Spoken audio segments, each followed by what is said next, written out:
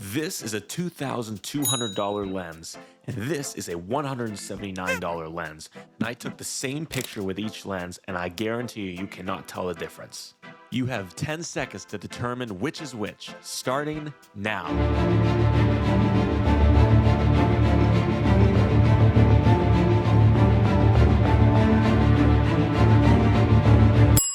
Time's up.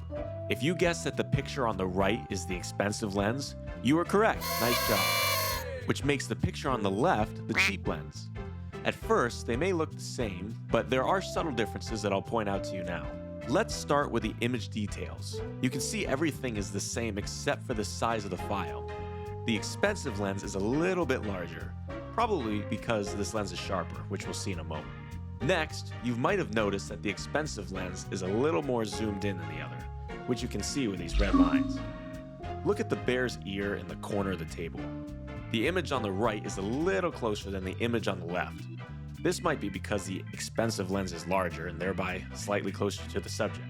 Let's zoom in and take a look at some of the fine details. We're at a 6x zoom right now, and if you look at the bear's nose, you'll notice that there's more detail captured by the expensive lens.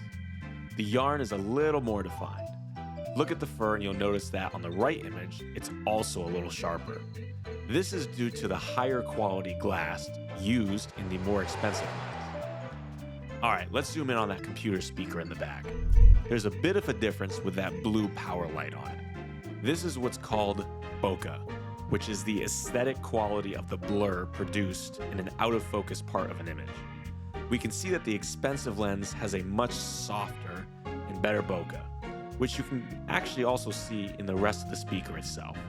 We can see another example of this when we zoom in on that tube light in the back.